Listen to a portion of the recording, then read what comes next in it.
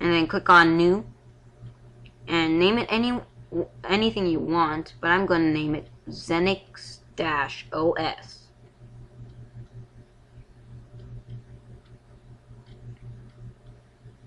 And change your operating system to Other and your version to Other/unknown. Then change the memory to 4 megabytes, and then make sure Startup Disk and Create New Hard Disk is checked. Then you can choose any one of these. And then make sure Fixed Size is checked, and then change the hard drive to 10 megabytes. And then review your details and create it. Then click on the settings for your new system and click on storage, and right click and remove the CD drive, and right click again and click add floppy controller and click add, and then choose disk, and then navigate to the folder where you have your Xenix floppy images, and then select the image called N1.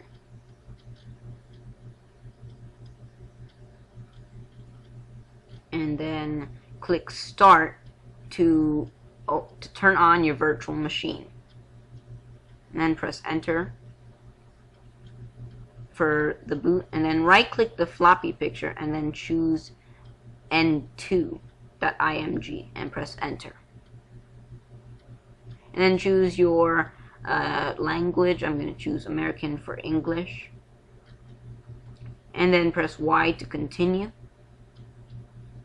And then when you get to this menu right here, you're going to type Q to quit, and then press number 2 and enter to use the entire disk for Xenix.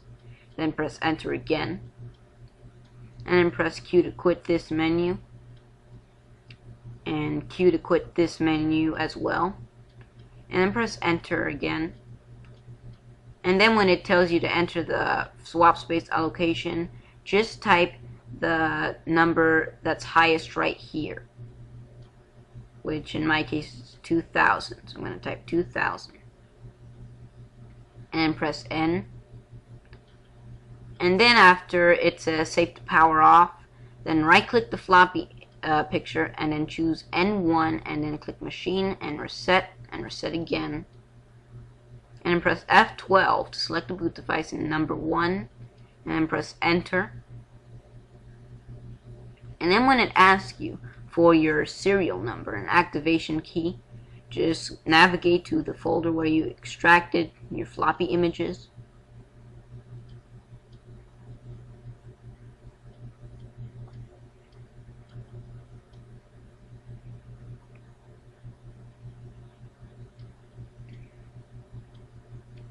Alright, and then once you've opened that the README file, you just enter the serial number and the activation key that is provided.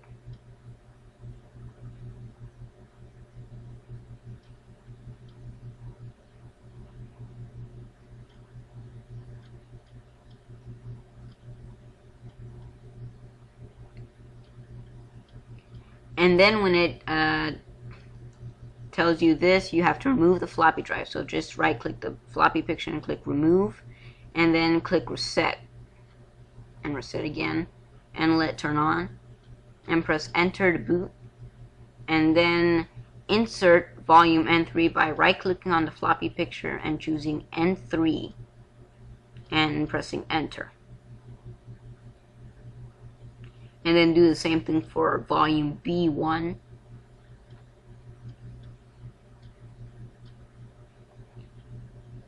And the same thing for B2.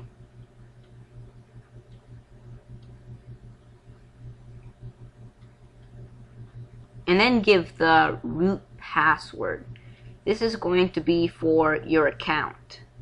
And it looks like I'm not typing anything, but Xenix just does this for security reasons, and I am, by the way, typing a password. Alright, then when it tells you this, and it looks like it's being unresponsive, just wait a minute, because it's taking a while, because it takes a while to do the next step.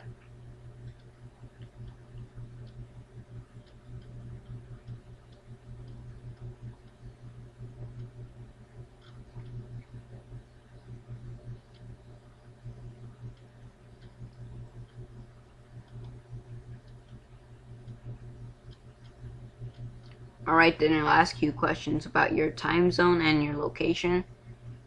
And just choose the options that fit for you and where you live. And press number 2 to continue the installation when you get to this menu. Alright, then press number 1 to install the operating system. And then insert the volume X1 and enter. Then after that's done, just type Q to quit this menu, since we're only doing the basics.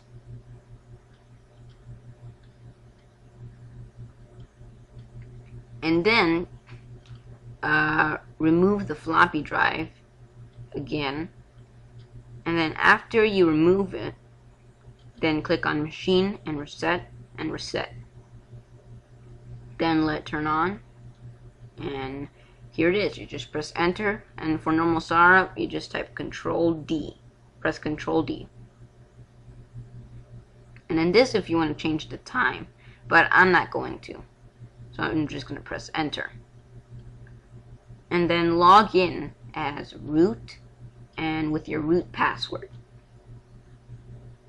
And here we are in Xenix. And so now, if you want to shut down Xenix, then just type shut down. And then it'll ask you how many minutes. I'm going to choose 0.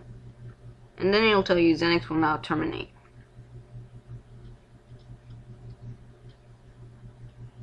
And then when it says safe to power off, then just click machine and close, and then select power off the machine and click OK.